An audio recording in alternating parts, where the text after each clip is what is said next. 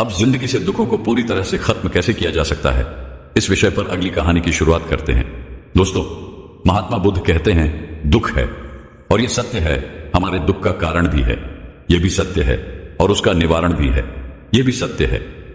समस्या है तो उसका समाधान भी है, परंतु हमें हमारे जीवन में केवल दुख और समस्याएं ही दिखाई देती हैं। हर तरफ चारों दिशाओं में हमें केवल दुख और परेशानियां ही नजर आती हैं। इसका समाधान तो कहीं नजर ही नहीं आता। हम चाहे कितने भी समस्याओं का समाधान खोजने का प्रयास क्यों ना करें, लेकिन हम उसका समाधान निकाल नहीं पाते, और ऐसे ही धीरे धीरे वक्त बीतता जाता है और एक दिन सब कुछ ठीक हो जाता है। परंतु फिर से हमारे जीवन में दुख और समस्याएं आ ही जाती हैं, और एक बार फिर से हमारा ध्यान केवल उन समस्याओं की तरफ होता है। हमारे पास उन समस्याओं का कोई निवारण नहीं होता। परंतु यह बात भी बिल्कुल सत्य है कि निवारण और समाधान दुख और समस्या में ही निहित होते हैं, और जो व्यक्ति निवारण और समाधान को खोज लेते हैं, उन्हें जो संपदा मिलती है वह यूं ही समय को गुजार देने वालों को नहीं मिलती। मैंने अब तक आपसे जो कुछ भी कहा है, हो सकता है कि आपको ये सारी बातें समझ में ना आई हों, लेकिन महात्मा बुद्ध ने आखिर ऐसा क्यों कहा कि सभी समस्याओं का समाधान उसी समस्या में होता है। चलिए इसे एक कहानी के माध्यम से समझते हैं। बहुत समय पहले की बात है। एक राज्य का राजा बहुत चिंतित था, क्योंकि उसकी पत्नी का जन्मदिन नजदीक आ रहा था। यूं तो कहने को वह राजा था, लेकिन फिर भी उनके वैवाहिक जीवन में हजारों प्रकार की समस्याएं थीं। परंतु वह राजा जन्मदिन पर अपनी पत्नी को एक ऐसा उपहार देना चाहता था कि जिससे उनके जीवन में जो दुख है वह कम से कम उस दिन के लिए दूर चला जाए। वह अपनी पत्नी को खुश करना चाहता था, किंतु आपने देखा होगा कि यह कहानी बहुत ही मुश्किल है, क्योंकि हम आज तक किसी को खुश नहीं कर पाए। हम चाहे लाख कोशिशें क्यों न कर लें, लेकिन हम कभी किसी को खुश नहीं कर पाते, क्योंकि यह खुशी हमारे पास नहीं है और ना ही सामने वाले के पास है। जो हमारे पास है ही नहीं, वह हम किसी और को कैसे दे सकते हैं। अर्थात अगर आपको किसी दूसरे को खुशी देनी है तो सबसे पहले आपको खुश होना होगा, आपको खुश महसूस करना होगा, अर्थात वो खुशी आपके पास होनी चाहिए, तभी तो आप किसी और को खुश रख सकते हैं। एक दिन राजा ने सभी दरबारियों को दरबार में उपस्थित होने का आदेश दिया, और साथ ही सभी मंत्रीगण भी वहां पर उपस्थित थे। तभी राजा ने सभी से सुझाव मांगा, क्या आखिर वह किस प्रकार अपनी पत्नी को जन्मदिन पर खुश कर सकता है। आखिर कैसा उपहार दे जिस कारण राजा की पत्नी खुश हो सके।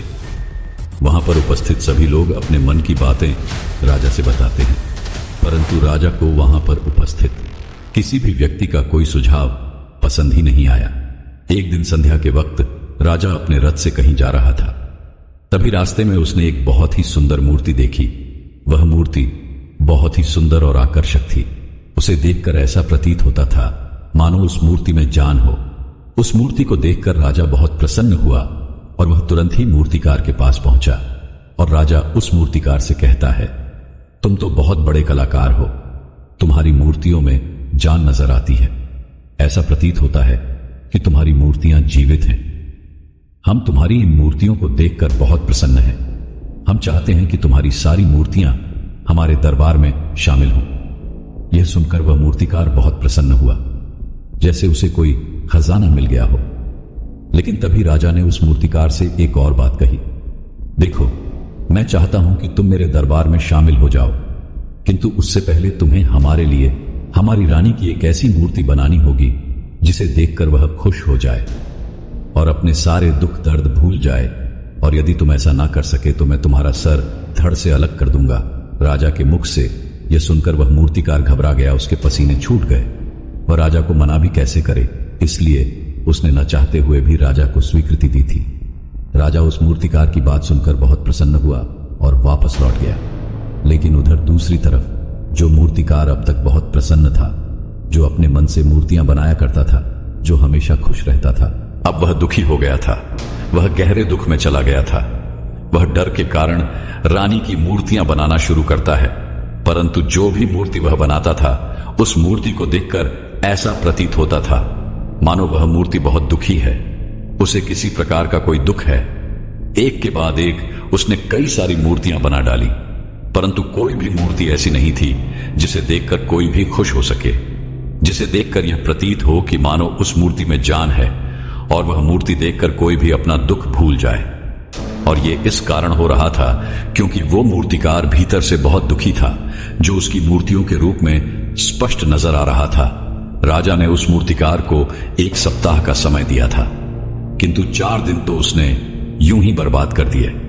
अब उसके पास केवल 3 दिन का ही समय बचा था, जिसके बारे में सोच सोचकर उस मूर्तिकार का गला सूखा जा रहा था। डर के कारण अब उसके हाथ पैर भी काम करना बंद कर चुके थे। उसके हाथ से हथौड़ी और छीनी तक नहीं चल रही थी और उसे अपना भविष्य नजर आ रहा था। उसे नजर आ रहा था कि वह राजा उसे मृत्युदंड दे रहा है। उसके बाद उसके परिवार का क्या होगा, उसके परिवार को कौन संभालेगा, यह सोच सोचकर उस मूर्तिकार का मन बैठा जा रहा था। तभी उसने एक योजना बनाई। वह अपने परिवार को साथ लेकर रात ही में गांव छोड़कर चला जाएगा। यह सोचकर वह तुरंत घर लौटा। उसने सारा सामान बांधा, अपनी पत्नी और अपने बच्चों को भी तैयार किया।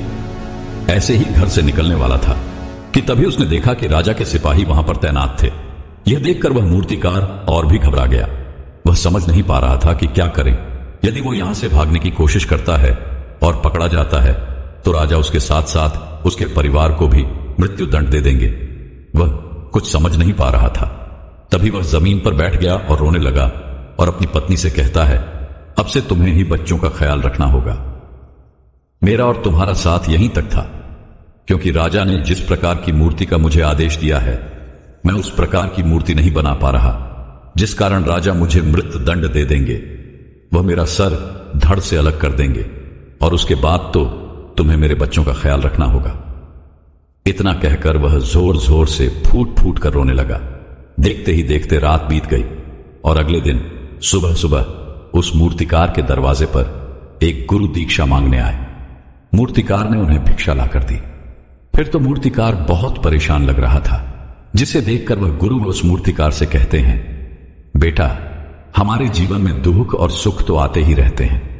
हमारे जीवन में दुख और समस्याएं तो होती ही हैं, किंतु इन सभी दुख और समस्याओं का समाधान और निवारण भी होता है, परंतु हम केवल दुख और समस्याएं ही देखते हैं। उन दुख और समस्याओं के छिपे निवारण और समाधान को हम कभी नहीं देख पाते। यदि तुम ध्यान से देखोगे तो हर समस्या का समाधान है और हर दुख का निवारण भी है। मैं ये अच्छी तरह जानता हूं कि तुम यहां से अपनी पत्नी और बच्चों को लेकर भाग जाना चाहते थे, किंतु ऐसा हो नहीं सका। उस मूर्तिकार ने जब उन गुरु के मुख से यह बात सुनी तो वह उनके चरणों में जा गिरा और हाथ जोड़कर उन गुरु से कहता है, हे गुरुवर, आप ही बताइए मैं क्या करूं। राजा ने मुझे मूर्ति बनाने का आदेश दिया है, किंतु मैं चाहकर भी वह मूर्ति नहीं बना पा रहा, और यदि वह मैंने मूर्ति नहीं बनाई तो राजा मुझे मृत्युदंड दे देंगे और उसके बाद मेरे परिवार का क्या होगा, उनका ख्याल कौन रखेगा। तभी वह गुरु उस मूर्तिकार से कहते हैं, बेटा, आंख बंद कर लेने से कुछ नहीं होने वाला, क्योंकि दुख और समस्याएं तो वहीं की वहीं खड़ी रहती हैं। ध्यान देने और कर्म करने से सब कुछ बदल जाता है।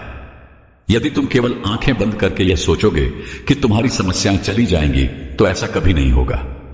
इतना कहकर उन गुरुओं ने उस मूर्तिकार के कानों में कुछ कहा और उसके बाद वो वहां से चले गए। उनको रुके। वहां से चले जाने के बाद वह मूर्तिकार महल गया, जिसे देखकर राजा उस मूर्तिकार से कहता है, लगता है तुमने समय से पहले ही एक अद्भुत मूर्ति तैयार कर ली है। बताओ वह मूर्ति कहां है, मैं भी उसे देखना चाहता हूं।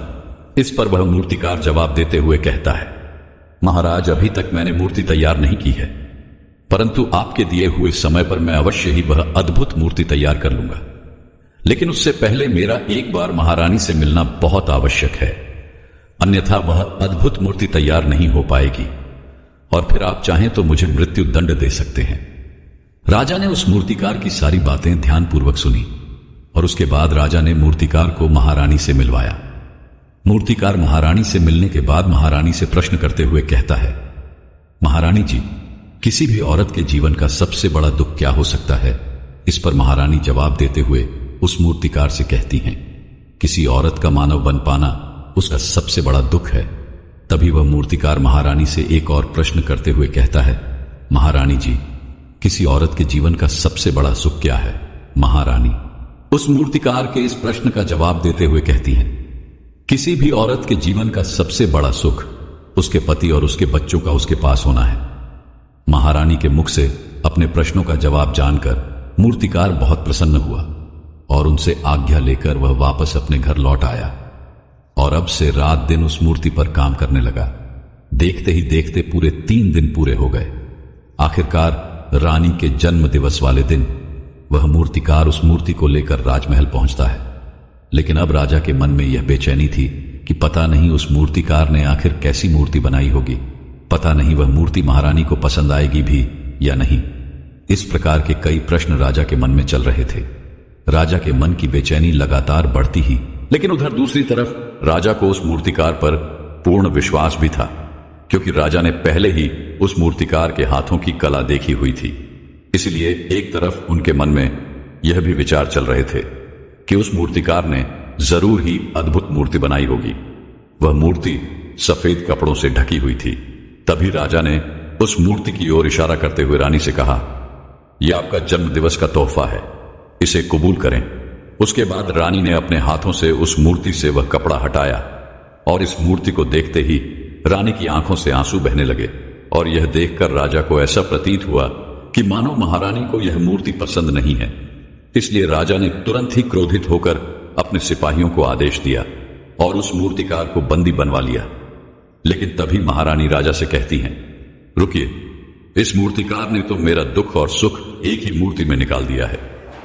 इस मूर्ति में मेरे पति मेरे साथ है और मेरे हाथ में मेरा बच्चा है। इससे सुंदर मूर्ति मैंने आज तक नहीं देखी। यह बहुत ही लाजवाब है, अद्भुत है। इससे सुंदर तोहफा मेरे लिए और कोई नहीं हो सकता। काश ऐसा मेरे जीवन में वास्तव में हो जाए कि मेरे पति भी मेरे साथ हो और मेरे हाथों में मेरा बच्चा हो। महारानी की ये सारी बातें सुनकर और इस मूर्ति को देखकर राजा को अपनी गलती का एहसास हुआ। राजा अपनी प्रजा और अपने साम्राज्य के देखरेख में इतना व्यस्त रहता था कि वह कभी अपनी पत्नी को समय नहीं दे पाता था, जिस कारण राजा की आंखों से आंसू बहने लगे और दरबार में उपस्थित सभी लोग वह मूर्ति देखकर हैरान थे। आज तक किसी ने भी ऐसी सुंदरता और जीवित मूर्ति नहीं देखी थी जिसमें सुख और दुख एक साथ नजर आ रहे हों। उसके बाद उस राजा ने उस मूर्तिकार को रिहा करवाया और उसे ढेरों इनाम दिए और अपने राजदरबार में जगह भी थी। किंतु उस मूर्तिकार ने इनाम स्वीकार कर लिया, परंतु राजदरबार में उसने जगह नहीं ली और हाथ जोड़कर राजा से कहता है, हे महाराज, मेरी आपसे एक विनती है। आपने मुझे चेतावनी दी थी, यदि मैं ये मूर्ति नहीं बना सका तो आप मुझे मृत्युदंड दे देंगे। किंतु मैं आपसे बस इतना ही कहना चाहता हूं कि हम में से चाहे कोई भी प्राणी क्यों ना हो, सभी के प्राण उतने ही कीमती हैं जितना कि आपका या महारानी के है।